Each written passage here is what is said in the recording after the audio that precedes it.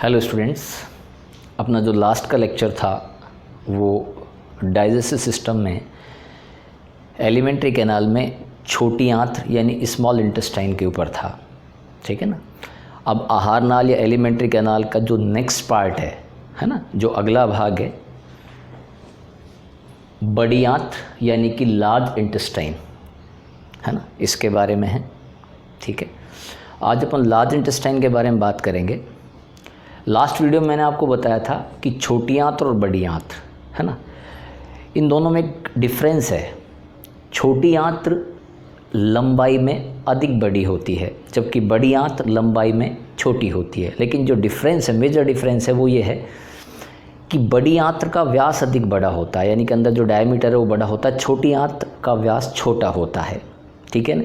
जैसे आपने छोटी आंत्र में बात करी थी कि ड्यूडेनम, जेजुनम और इलियम, इसी तरह से जो लार्ज इंटेस्टाइन यानी कि जो बड़ी आंत्र है, ठीक है ना, इसके अंदर तीन महत्वपूर्ण भाग हैं, तीन मुख्य भाग हैं, सीकम, कॉलन और रेक्टम। ठीक है ना, सीकम, कॉलन, रेक्टम, ये तीन इम्पॉर्टेंट भाग हैं। ठीक है ना। एक जो लार्ज इंटेस्टाइन है, जो बड़ी आंत्र है, मैं उसकी पोजीशन आपको बता दूं। आपने बात करी थी ग्रहणी, जेजुनम और इलियम। ठीक है ना। इलियम की जो ओपनिंग हो रही थी वो लार्ज इंटेस्टाइन में हो रही थी, बड़ी आंत्र के अंदर हो रही थी। ठीक है ना। तो जहाँ पर इलियम इस बड़ी आंत्र के अंदर ओपन होता है, यानी कि सीकम के अंदर ओपन होता, खुलता है, वहाँ पर एक वॉल होता है ना, एक वहाँ पर वॉल उपस्थित होता है, जिस वॉल को हम कहते हैं इलियोसिकल वॉल। ठीक है ना। यहाँ एक जंक्शन हो गया, यानी कि जहाँ पर इलियम इसके अंदर ओपन हो रहा है लार्ज इंटेस्टाइन में, तो ये जो संधि है जहाँ पर ये आपस में मिल रहे हैं, वहाँ पर एक वॉल है। इस वॉल को नाम देंगे इलियोसिकल वॉल। ठीक है ना। तो जो इलियोसिकल वॉल है, यानी ये जो जंक्शन है जहाँ पर ये वॉल पाया जा रहा है, यहाँ से लेके एनस तक, लास्ट पार्ट एनस तक, ये जो भाग है ये बड़ी आंत्र है ना, ये लार्ज इंटेस्टाइन है। ठीक है। यहाँ लार्ज इंटेस्टाइन की स्ट्रक्चर बनी हुई है। ठीक है ना। इलियम ओपन हो रहा है सीकम के अंदर। ठीक है।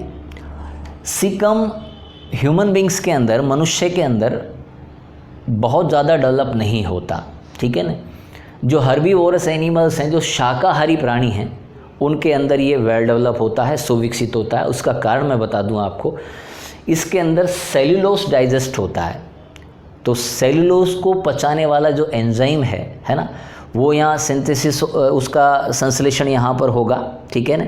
उसको सिम्बायोटिक जो बैक्टीरिया हैं वो इसको संश्लेषित करते हैं, यहाँ पर सेल्यूलोज का डाइजेशन होता है। ठीक है ना। ह्यूमन बींग्स के अंदर सेल्यूलोज डाइजेस्ट होगा नहीं, तो ये वाला जो पार्ट है ना, ये वेल डेवलप नहीं होता। अब सीकम के एक छोर से एक ब्लाइंड ट्यूब निकली हुई है ना, इसको एक नाम दिया जाता है अपेंडिक्स। ठीक है ना। कई बार क्या होता है कि ह्यूमन बींग्स के अंदर इसमें कोई इन्फेक्शन बाय द वे हो गया, तो इसमें सॉइलिंग आ जाती है, इसमें सूजन आ जाती है और एक असहनीय दर्द का एहसास होता है व्यक्ति को। ठीक है ना। इस कंडीशन को एक नाम दिया जाता है एपेंडिसाइटिस। ठीक है ना। एपेंडिसाइटिस में डॉक्टर्स क्या करते हैं, इसको सर्जरी करके रिमूव कर देते हैं, बॉडी से बाहर निकाल देते हैं। इस प्रक्रिया के बाद भी मनुष्य में डाइजेशन की प्रोसेस पर किसी भी तरह का कोई इफ़ेक्ट नहीं पड़ता, यानी कि मनुष्य में जो अपेंडिक्स है वो वेस्टिजियल है ना, वो अवशेषी है ना, इसका कोई काम नहीं है ना। अब बात करते हैं अपन कॉलन की। कॉलन की जो पोजीशन है ना, जिस हिसाब से ये हमारी एब्डोमिनल कैविटी के अंदर स्थित है, इसकी जो पोजीशन है, उस आधार पर इसमें चार भाग बन जाते हैं। देखिए, ये वाली ट्यूब इस तरीके से जा रही है, यानी कि ये वाली जो इंटेस्टाइन है ये ऐसे जा रहा है कॉलन। ठीक है ना।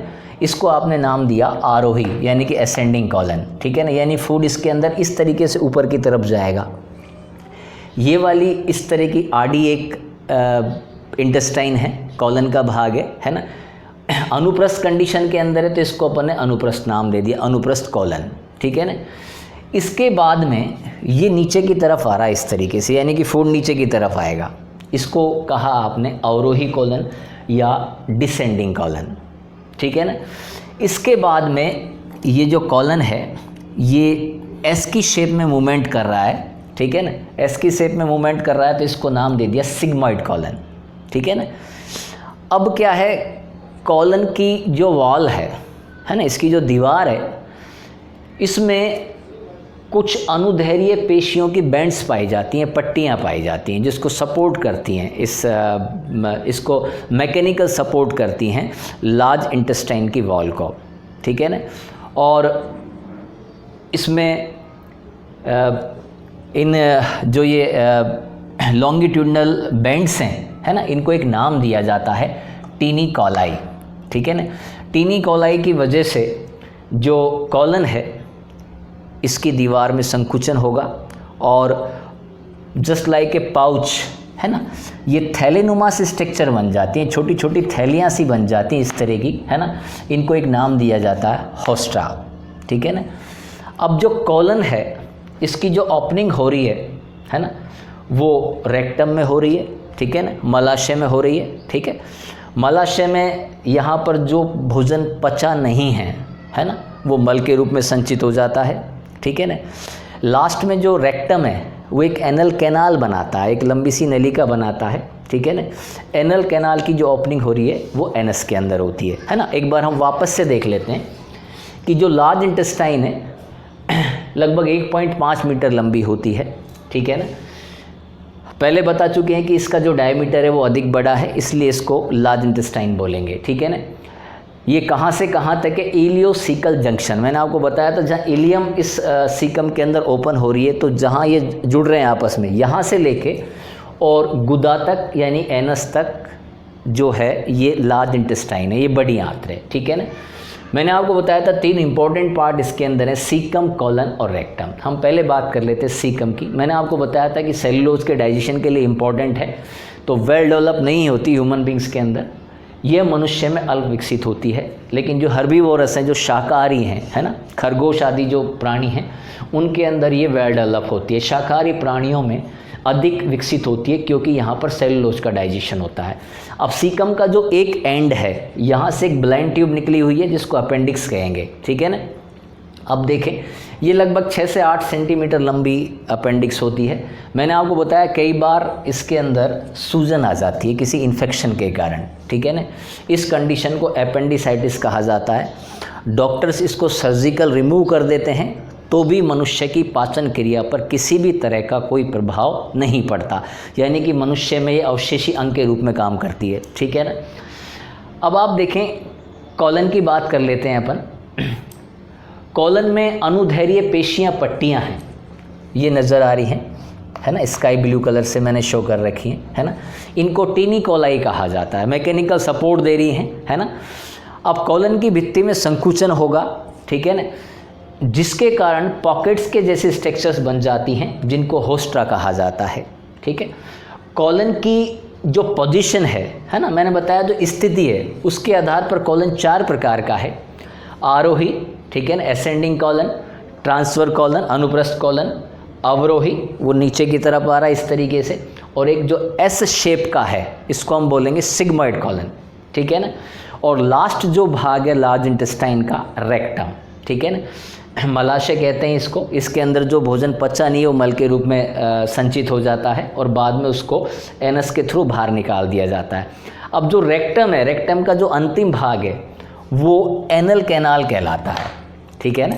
एनल कैनाल जो किसके द्वारा बाहर खुलेगा, एनस के द्वारा बाहर खुलेगा।